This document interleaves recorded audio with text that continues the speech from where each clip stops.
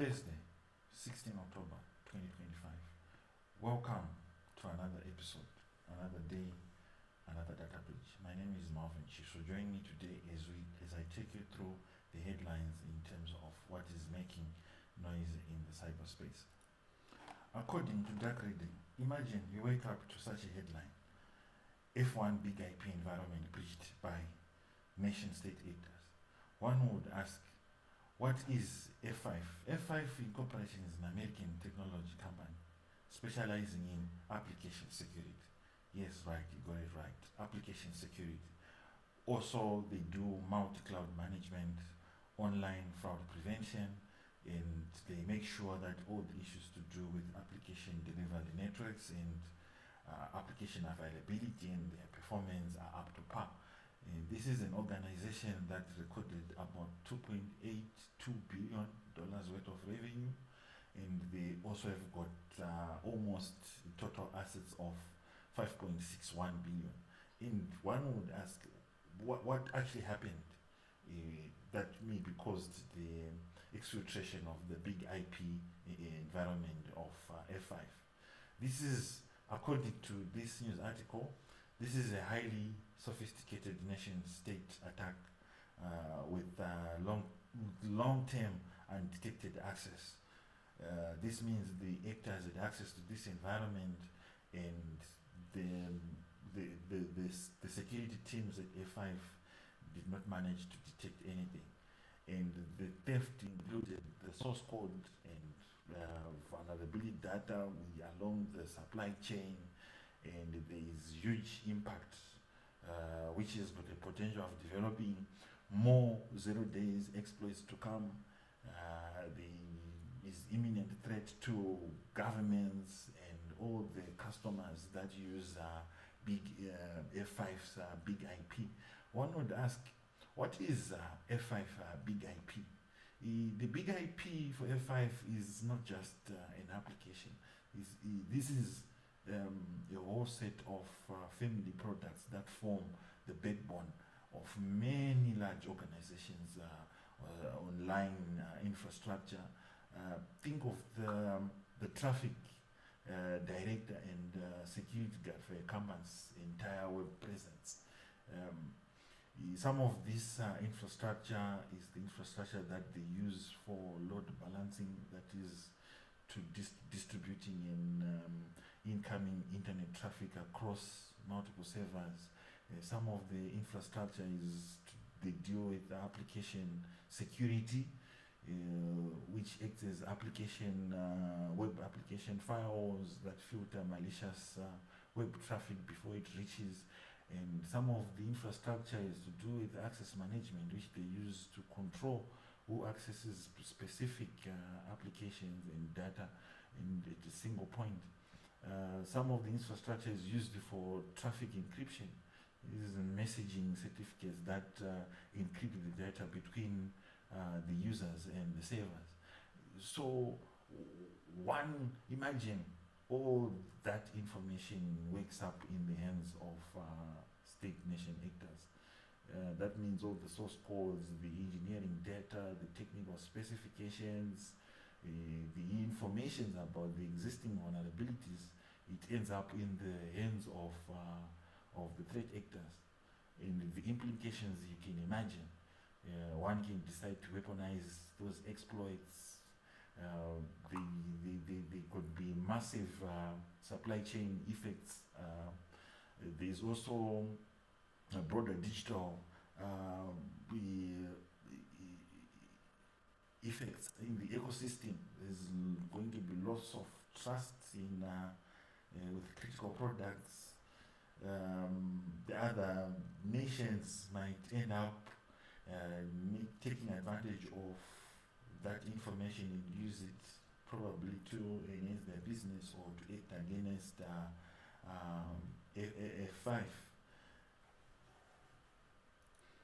So this is more like basically ending up having your master key to your gates in the hands of the bad actors, and the big IP data is stolen.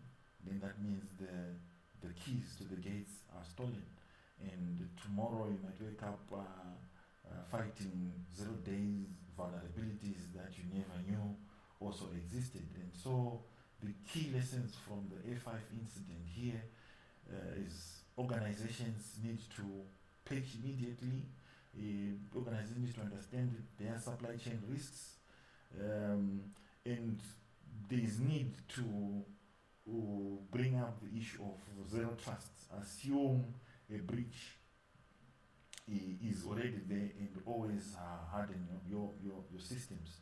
Though F5 have said they have managed to do password resets and also to rotate some of the credentials in the systems, but I'm sure much of the damage in terms of the trust would have happened. And in other news, UK company Capita is being sued. This is basically more to do with inadequate security controls. This has got something to do with access alerts. Capita is being charged for delaying incident response, and they also being blamed for unsecured data for their clients, and they also were under the spotlight for having understaffed security teams. In the end, Capita is being fined £14 million for the data of 6.6 million customers which was stolen. Under 325 patient schemes affected. Also, in other shocking news, Harrisburg Airport reported a breach through their PA system hacks.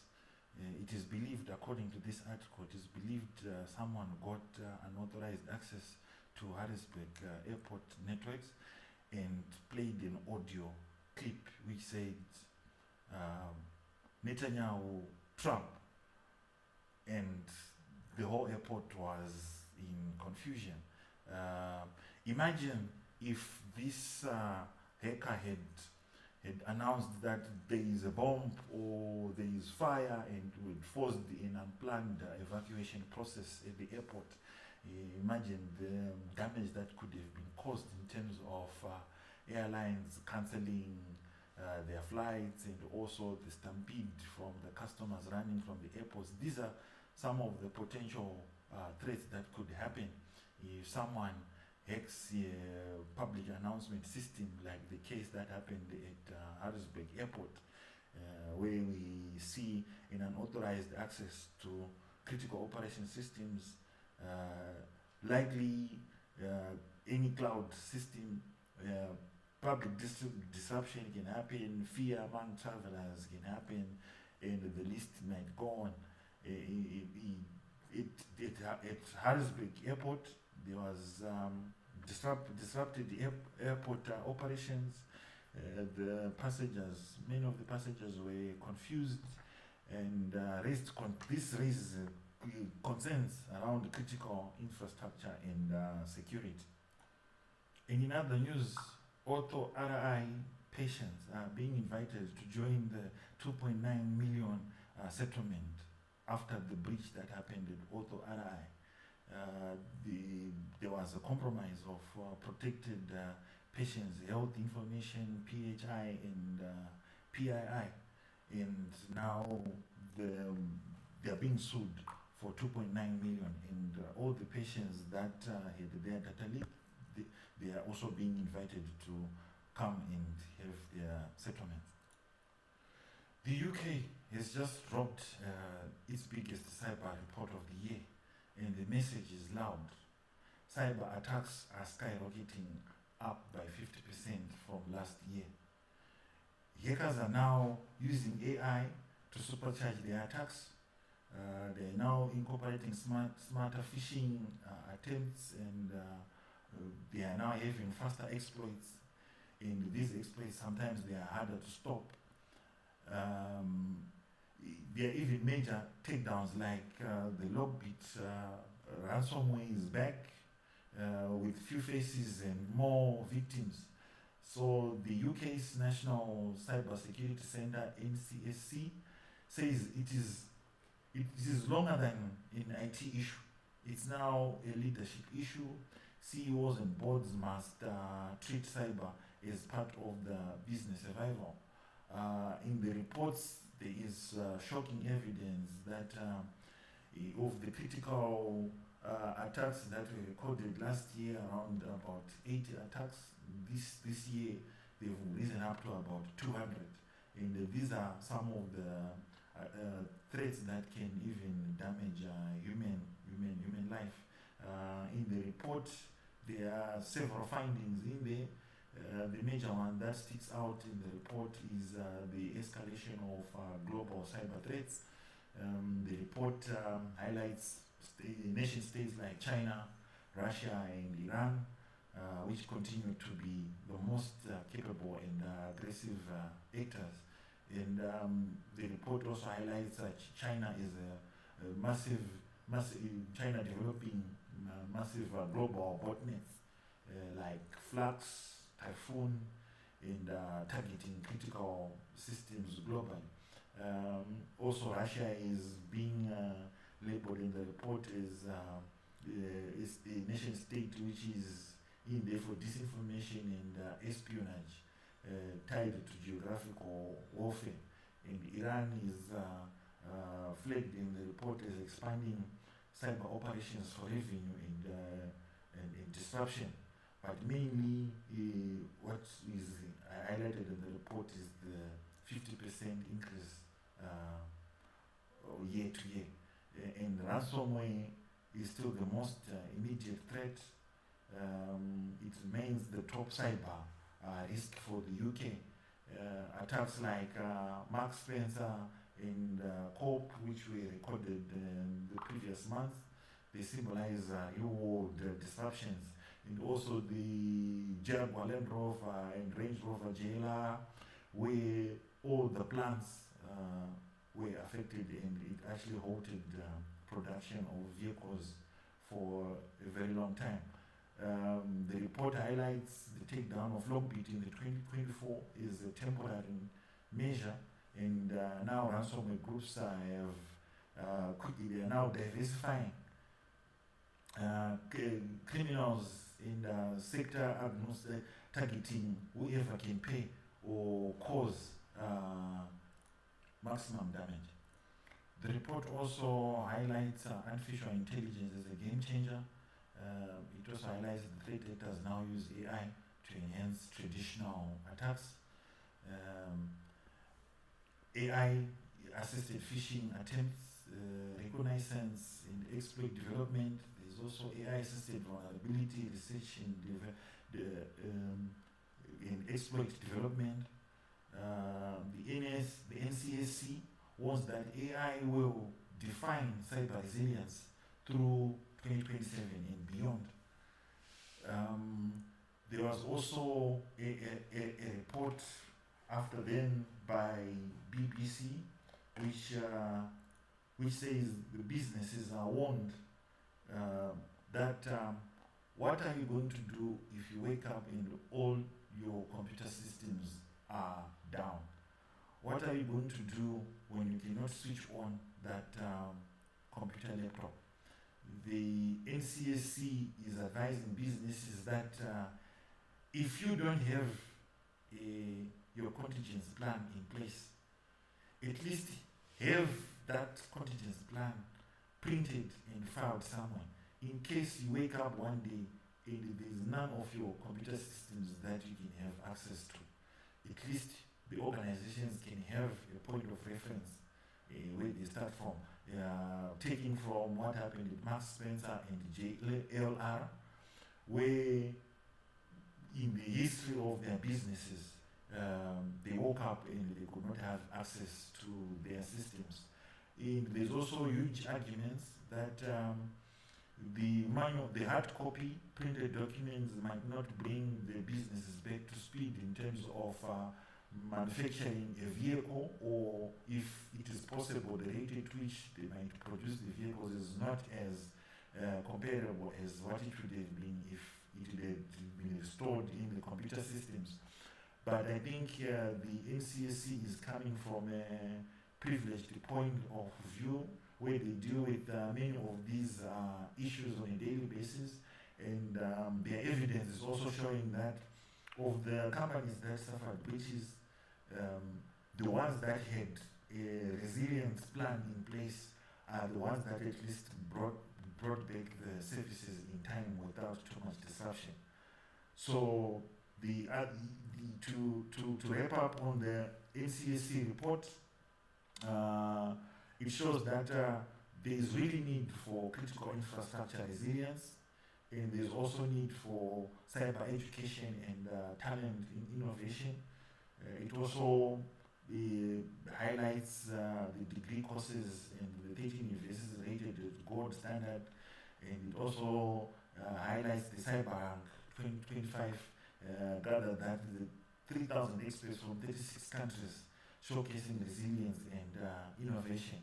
And also NCSC is also pushing the issue of startups, which helps firms like Intruder and Countercraft to expand globally. It also points out on the document, which is the Cyber Body of Knowledge, which hit 1.5 million downloads. And it also points out the issue of post-quantum and radical transparency. That now the cyber is now geopolitical. We're going to see increased in digital attacks, and that are new on the front line of international conflicts. And it also points out that AI is a double-edged sword. There is positives and negatives around the issue of using AI, and no single nation or company can face cyber threats alone. This is a shared data insights, and it's now essential for defense. So NCSC highlights that proactive beats reactive. Don't wait for the breach. Test, simulate, and share intelligence about what can happen before the crisis strikes. Incorporate red team operations whereby your internal teams simulate all these things that are happening in other worlds. In case all these problems, they wake up and they're knocking at your doorsteps. They also emphasize on the issue of bug bounty programs, whereby you also incentivize the independent researchers so that they assist your internal cybersecurity teams in terms of simulating all these other things that might go bad. Imagine having a threat actor in your environment for months, exfiltrating sensitive data, and without your systems detecting them, the damages in the future will be so damaging. That gives us the wrap of today's another day, another data breach. Let's make a day again tomorrow as I give you other updates about tomorrow.